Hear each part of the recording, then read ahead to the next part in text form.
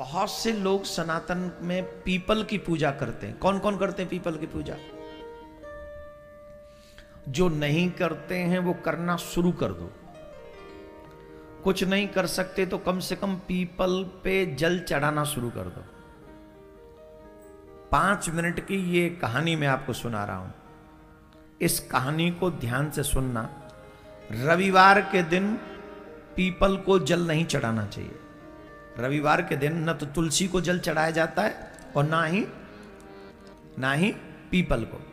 शनिवार की शाम को अगर आप दीपक भी जलाएं पीपल के नीचे, इसका बहुत बड़ा फल है।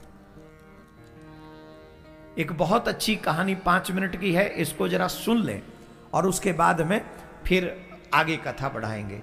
एक ब्राह्मण थे, वन में रहा करते थे। पीपल का एक वृक्ष उनके आश्रम में था, उन्हीं के आश्रम में था।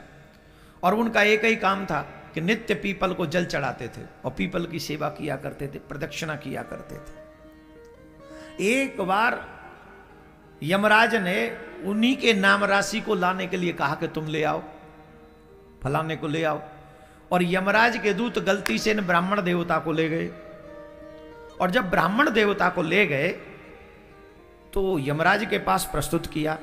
यमराज के साथ जब सामने प्रस्तुत किया तो भगवान यमराज ने देखा कि ये इनको क्यों ले आए, इनका तो समय नहीं, ये तो बड़े तपस्वी ब्राह्मण है, इनको क्यों लेके आए तुम?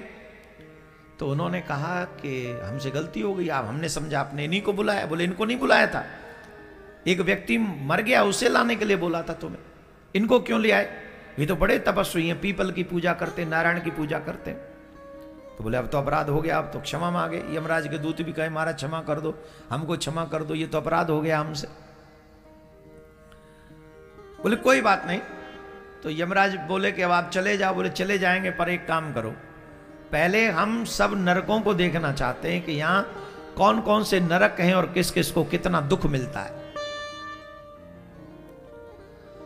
उन ब्राह्मण देव को लेकर वो नरकों की ओर गए धर्मराज, और वहां जाकर देखा तो सब लोग बड़े दुखी थे।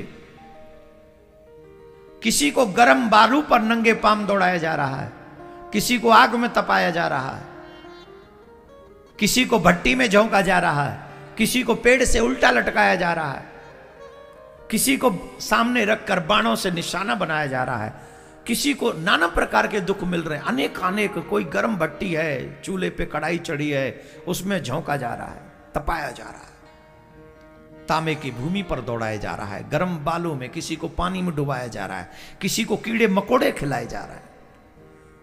उनकी ये दशा देखकर ब्राह्मण देव को बड़ा कष्ट हुआ, रोने लगे ब्राह्मण देव। और उनकी हाय हाय, वो सभी जो लोग नरक में थे वो चीख रहे थे, बचाओ बचाओ बचाओ, हमारी रक्षा करो, हमसे अपराध हो गया, हमसे अपराध हो गया। तो ब्राह्मण देव ने पूछा, तुम लोग कभी न कभी तो मनुष्य बने होगे। ध्यान से सुनेंगे सिर्फ 1 मिनट, और ये बहुत गजब की लाइन है। ब्राह्मण देव ने कहा कि तुम कभी न कभी तो मनुष्य बने होगे, और मनुष्य बनकर क्या तुमसे कोई सत्कर्म नहीं हुआ? तुमने कभी नारायण की पूजा नहीं की, तुमने कभी पीपल को जल नहीं चढ़ाया, कैसे नरक भोग रहे हो बताओ? तो उन्होंने कहा महाराज हमारे नरक भोगने का कारण है, कई बोले हमने झूठी गवाही दी कोर्ट में जाके, किसी ने कहा मैं रात दिन चोरी करता रहा, किसी ने कहा मैंने परस्त्री गमन किया, किसी ने कहा कि महाराज मैं आए हुए अतिथियों को बड़ी घूर घूर के दृष्टि से, क्रोध भरी दृष्टि से देखता था। अनेक पापी थे, नाना प्रकार के पाप करते थे। मैंने अपने माँ बाप का अपमान किया, मैंने वेदों की निंदा की, मैंने पुराणों की निंदा की, मैंने भक्तों की आदि आदि इतनी बातें सुनाते रहे। भगवान ब्राह्मण देव बोले तुमने इतने पाप किए, तुमसे कोई सत्कर्म नहीं हो? बोले एक भी सत्कर्म हमने नहीं किया। तो धर्मराज ने कहा चलिए अब आपका हो गया, आपने नरक देख लिया, आप निकलिए, चलिए अब आप नीचे जाइए। ब्राह्मण देव ने कहा मैं नहीं जाऊंगा। बोले क्यों? बोले इतने लोगों को दुखी देखूं तुम्हारे नरक में, और इतने लोगों को दुखी देखकर भी मैं शांत रहूं और मैं लौट जाऊं, तो मैं काहे का ब्राह्मण? उन्होंने वही प्रार्थना की भगवान से और कहा अगर मैंने एक क्षण भी हे नारायण तुम्हारी सच्चे मन से तपस्या की हो, सेवा की हो, तो आप मेरे ऊपर कृपा कर दीजिए। क्या? बोले जो नरक में ये दुख भोग रहे हैं, इनको नरक से मुक्त कर दीजिए। महाराज ब्राह्मण देव का यह संकल्प हुआ कि वो सब पापी उनके संकल्प भर से वो शरीर त्याग कर दिव्य दिव्य रूप बनाकर भगवान के स्वर्ग की जाने के लिए तैयार हो गए। सब जाने लगे, नरक खाली होने लगा और ऑलमोस्ट सब चले गए। कुछ पापी लोग बचे रह गए, उनका कल्याण नहीं हुआ। बोले उनका कल्याण? तब नारायण भगवान प्रकट हुए। यमराज ने कहा प्रभु ऐसा इन ब्राह्मण देवता ने क्या कर दिया कि 1 सेकंड में सब नरक खाली हो गया और फिर कुछ पापी और बचे रह गए। कुछ पापी और बचे रह गए, इनका कल्याण क्यों नहीं हुआ? 2 प्रश्न है, ये इनका कल्याण कैसे हो गया और ये बचे कैसे रह गए? भगवान ने कहा सुनो, ये ब्राह्मण साधारण नहीं है, इन्होंने नित्य पीपल की पूजा की है और वृक्षों में पीपल मैं हूं, वृक्षों में पीपल मैं हूं। तीनों देव पीपल में वास करते हैं, ब्रह्मा विष्णु महेश, तीनों देव। और जो इन ब्राह्मण देव ने जो जल चढ़ाया है उससे मैं तृप्त हूं और इनका इतना तप है कि इनके संकल्प मात्र से ये सब बड़े से बड़े पापी इनका कल्याण हो गया। पर महाराज ये बचे हुए कौन रह गए? बोले ये बचे हुए वो लोग हैं जिन्होंने पीपल काटे हैं, इन्होंने पीपल काटे हैं और जिन्होंने पीपल काटे हैं उनका कल्याण नहीं हुआ, वो नरक में रह गए।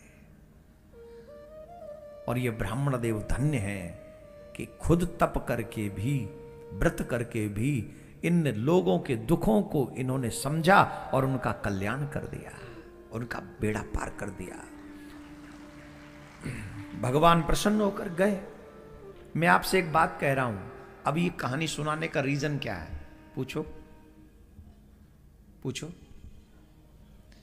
आप एक कर्म करें, हम लोगों से कभी न कभी कोई न कोई त्रुटि हुई है कि कभी पीपल उखाड़ दिया, काट दिया, जो भी हुआ। कई घरों में पीपल हो जाते हैं।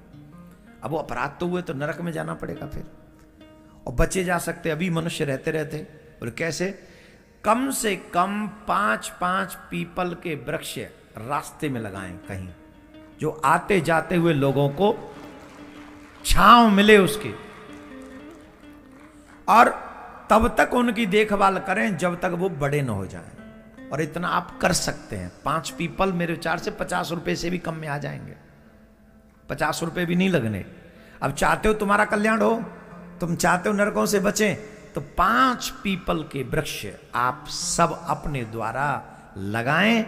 पीपल को जल दें, रविवार को जल न दें, ये ध्यान रखें।